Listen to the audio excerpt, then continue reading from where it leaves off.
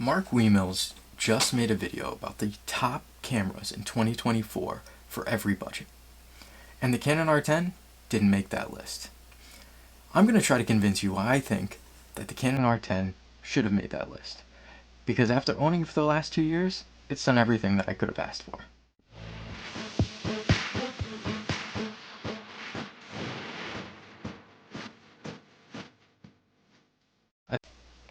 First off, I want to say that I love Mark's channel. I think he makes a lot of great videos. He offers really insightful thoughts on a lot of different camera gear.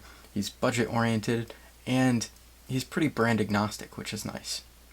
But I think leaving the Canon R10 off of his top cameras for 2024 was a mistake. So let's get into it. Alright, so first off, what I was looking for when I first started looking for a camera 2 years ago was something in the $800 to $1,500 price range with the ability to transfer photos directly to a phone, burst shooting of at least 8 frames per second for shooting sports and young kids, fast and accurate autofocus, the ability to shoot video in 1080p with high frame rate for slow-mo, and also 4K. I wanted a fully articulating screen because I wanted to be able to take selfies and also shoot at those odd angles. I wanted an interchangeable lens system because I figured that would give me the ability to purchase different lenses for different applications, which turned out to be correct. I also wanted a mirrorless camera because I like the smaller and lighter form factor. And I also wanted an electronic viewfinder. And I was also looking for a camera with an on-camera flash. Weather sealed would be nice, but it wasn't required. I was also considering various sensor sizes from micro four thirds to full frame because I knew this played a role in the quality of the images that the camera could produce. But after looking at the prices for some of the full frame lenses, I figured that was just kind of too expensive and settled on APS-C sensor size. Comparing my camera wish list to the R10, you'll see that besides the weather sealed body, the Canon R10 really had it all. And after 2 years with the Canon R10, I still think it's a great hybrid camera for both photographers and videographers. And I think that there really aren't any features that I couldn't live without or wish it had. However, I do think there might be some changes to my list. First off, the Canon R10 is great for anyone that's looking to get into photography or wants to shoot videos alongside taking pictures. But if video is your number one priority, you could probably get away with a less expensive camera, especially one of the ones that Mark mentions on his list. Second is that while an on-camera flash is nice, and it probably has saved me in a pinch, I wouldn't say a camera without a flash is a deal breaker. And that's because using a flash off the camera with a remote trigger allows you more control over the light. So you could also bounce the light off of different surfaces, and that can typically produce a more flattering light than the flash that's directly mounted above the lens. And they're relatively inexpensive. Third is that I would say that you'd want to budget for specific lenses or lenses that you hope to get for your camera. And that's because a lot of these lenses can be quite expensive, and if you don't factor them in ahead of time, you could end up with a body that's really nice, but camera lenses that aren't that great. And the problem with that is you'll get a lot better pictures using nice lenses on a lower quality body than you would with lower quality lenses on a higher quality body. Additionally, camera lenses typically last a lot longer than camera bodies. Camera bodies may only last 5 to 10 years before their technology and chips basically get outdated, but high quality camera lenses can last years or even multiple generations between different cameras. That's especially true for Canon, because a lot of their high quality EF mount lenses can be adapted to the Canon RF mount and they perform spectacular. Starting out, you're probably considering buying the lens that's packaged with the camera, often called the kit lens. And while that lens will typically get you by in most situations, it may struggle in low light, or you may be looking for a camera with a wider field of view or one that's more zoomed in so you can get closer to your subject. This means basically what you'll need to do is find another lens that you can mount to your camera. You might end up spending 2 to 3 times the cost of the body on various lenses to ensure that you get the right shot.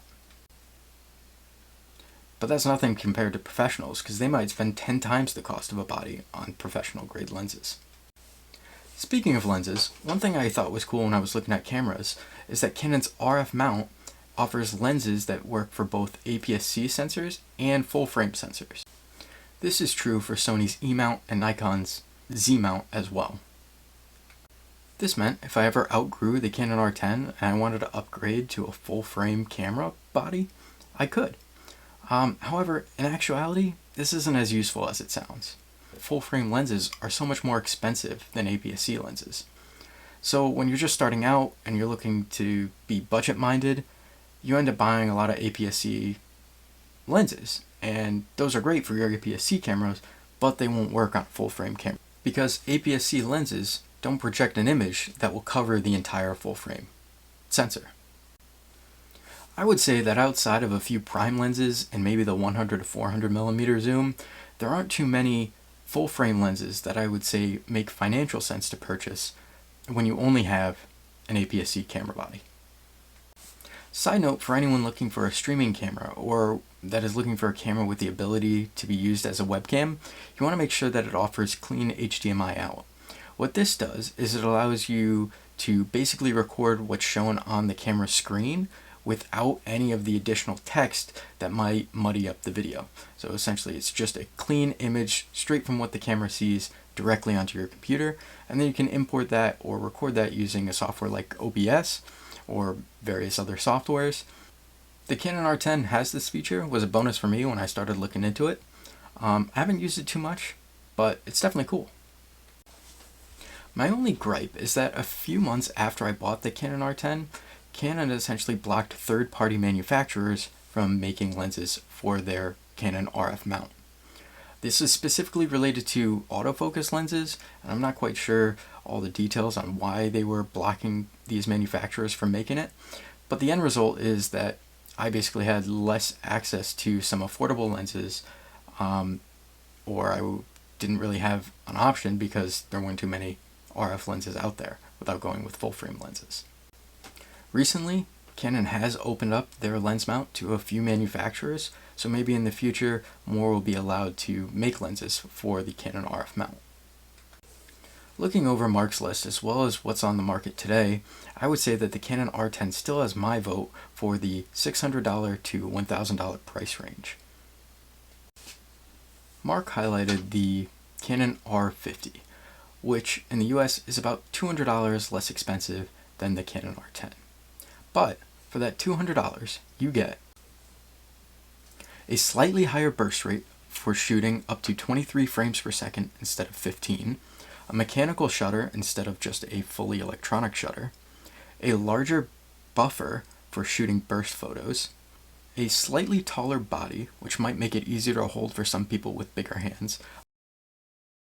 I definitely appreciate this, however for some it still might be additional buttons and dials which add to the ease of use, especially when you're trying to make adjustments for photography. There's also a focus joystick which allows you to adjust the focus point while you're looking through the EVF. Without this, you could still move the focus point around by pressing the back of the screen, but this might be a little bit more distracting if you're already looking through the electronic viewfinder. I would say the slightly higher shooting speeds is a marginal improvement. However, the mechanical shutter as well as the larger shooting buffer is actually going to have a lot of practical use. The mechanical shutter is going to help prevent rolling shutter, which is when you see distortion when you're trying to photograph fast-moving subjects. And the larger buffer is going to help you take more photos when shooting in a burst mode.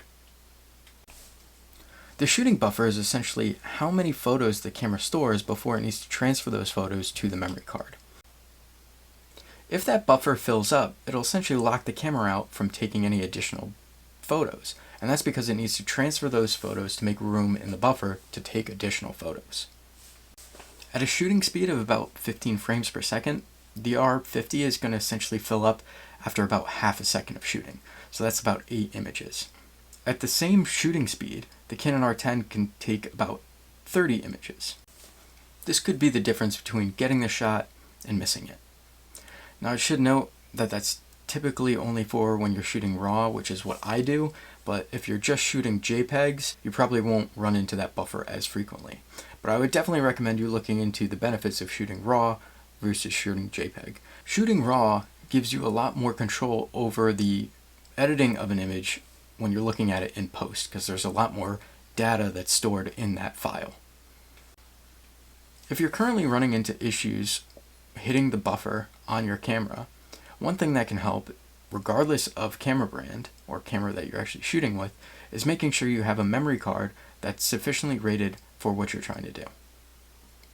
Higher rated memory cards will be able to transfer those files faster between your camera's buffer and the memory card. After running into that issue myself, I now use the Kingston Canvas React Plus UHS-II. After I found out that it tested really well for actual speeds and memory card transferring.